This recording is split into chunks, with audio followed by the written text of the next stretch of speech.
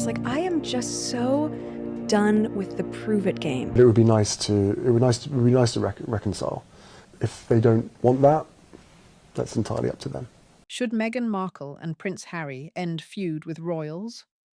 7 years ago, Windsor Castle glittered like a living postcard. Sunlight bounced off St. George's Chapel, gospel voices filled the air, and almost 2 billion people cheered the kiss that crowned a modern fairy tale. Yet every fairy tale contains a hidden turning point, and for Harry and Meghan, it arrived the moment cameras stopped rolling. Today, the one-time golden couple can't even agree on how, or with whom, to mark that anniversary. Meghan's solo Instagram mood board of sweet memories never named her husband.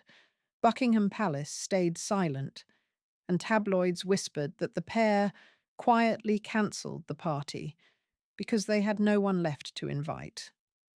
But the awkward photo collage is only chapter 1 of a story still hurtling downhill. The downhill rush began inside the palace walls. Staff complaints reached Queen Elizabeth in early 2021, triggering an internal HR probe into claims that Meghan had reduced aides to tears. The Duchess denied everything, but the investigation, never published, signalled the first crack in the fairy tale facade. By then, Meghan already felt the institution was stifling, friends say, and in January 2020, she persuaded Harry to leave the firm for a self-funded life in California. The British press labelled the move Megxit. Looking back, that Windsor ceremony was not the curtain raiser. It was the high water mark. Far from palace gates, the couple's battle lines only grew sharper. Harry soon discovered that stepping back meant stepping down on the royal security ladder. He lost automatic police protection and launched a legal crusade to get it reinstated at his own expense, then appealed again when he lost. On 2nd May 2025, the Court of Appeal dismissed his latest challenge, and the prince walked out of the High Court visibly shaken. Hours later, he sat with the BBC and admitted the fight had cost him more than money. "I would love reconciliation with my family, but my father won't speak to me because of this security stuff." The interview flashed raw paranoia.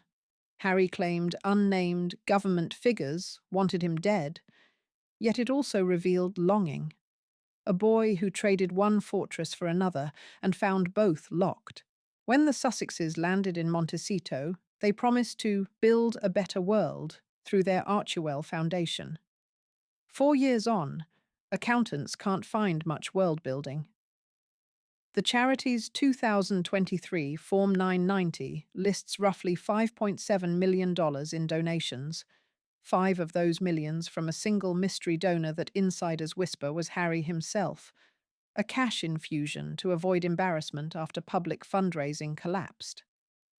Tina Brown asked what many had begun to mutter. Exactly what good do they actually do? Meanwhile, California regulators briefly labelled Archewell delinquent for late fees. The optics clashed with the power couple image Harry and Meghan once projected. Meghan's solution was to pivot from philanthropy to product. She rebranded American Riviera Orchard into As Ever and rolled out a $28 jar of honey, a $14 cookie mix, and flour sprinkles you can choke on later in your ice. One critic's phrase that instantly went viral. Social media snark exploded. Who pays artisan jam prices when supermarket jam costs $3? Yet Netflix stood by her, ordering more seasons of With Love, Meghan. Harry, a blinking cameo in Season 1, won't appear at all in Season 2, and insider talk of a professional separation went mainstream. Netflix chief Ted Sarandos calls Meghan a rock star, but the absence of her husband, children, and even the family dogs on screen tells its own story. Harry, for his part, looks stranded between identities. He delivers closed-door motivational chats for the mental health firm BetterUp, pops into Invictus Games board meetings, and occasionally surfs near Malibu. but his public influence has shrunk. Even loyalists describe him as an angry boy in America. The Africa Parks patronage he once championed is in limbo, and the famed Legend of Aviation trophy he accepted from John Travolta now feels like punchline material. Critics joke that the Duke has become a spare part in his own marriage. Ironically, the fate he feared most inside the monarchy. Yet every headline about brand misfires pales next to the elephant in the room: reconciliation. A New York Times source claims the couple are desperate to trigger a truce, with Meghan eager to appear like some sort of royal savior, while Harry simply wants to talk to his dad. Royal watchers caution that real healing requires more than curated mood boards. Harry's memoir Spare is a permanent roadblock. Even the prince concedes that some members of my family will never forgive me for publishing private texts and an alleged palace fight with William. Psychologists interviewed by The Guardian warn that public score settling can freeze a feud in place, not melt it. And it's not just psychology, it's PR. Richard Fitzwilliams argues the feud is damaging Charles's reign precisely because every new grievance fuels global clickbait. So while Harry insists in interviews that he's ready to reconcile, each broadcast magnifies the rupture. Call it the megaphone paradox.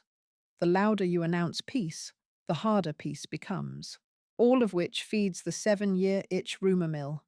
Tabloids tally little signs, separate travel itineraries, Meghan's solo business deals, Harry's absence from Santa Barbara social circles, whispered hotel stays on opposing coasts. None of that is confirmed, but relationship experts note that year 7 often exposes fractures once masked by novelty. Friends who know the couple insist divorce is off the table. Yet those same friends privately voice concern that they now share a postcode more than a purpose. So what happens next? There are 3 plausible scenarios, each stranger than fiction. Scenario 1, the picture-perfect reunion. Charles's cancer treatment stabilizes, William extends an olive branch, and the Sussexes fly to Balmoral under discreet police escort. Cameras are kept outside. A single photo emerges of father, sons, and grandchildren on the Scottish lawn. Harry proclaims fresh beginnings, and Spare 2 evaporates. Brands rejoice, poll numbers jump, and the couple retell their story as a journey from pain to peace. Possible? Yes, likely. Only if every side swallows pride simultaneously, a royal long shot. Scenario 2. Parallel kingdoms. Truce talks stall again. Harry keeps suing British newspapers and refuses UK visits without full police teams.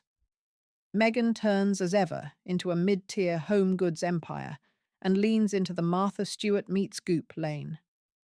The children grow up Californian, titles gathering dust. In this version, the feud never formally ends.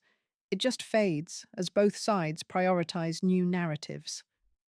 History forgets the details, but the bitterness lingers in archival footnotes. Scenario 3. The public split. Year 8 dawns with a statement asking for privacy during this difficult time. Harry retreats to Africa Parks full-time.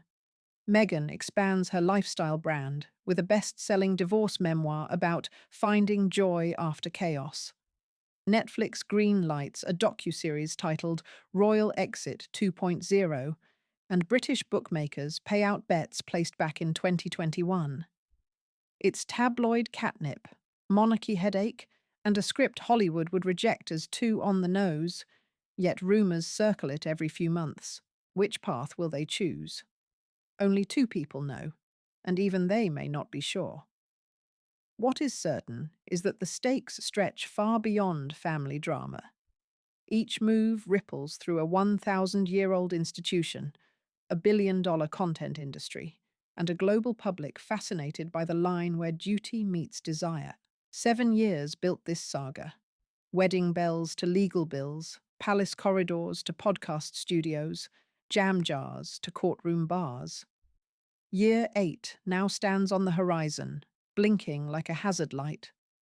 Will it bring the reunion Harry says he craves, the financial reckoning skeptics predict, or the final snap of a story that once promised happily ever after?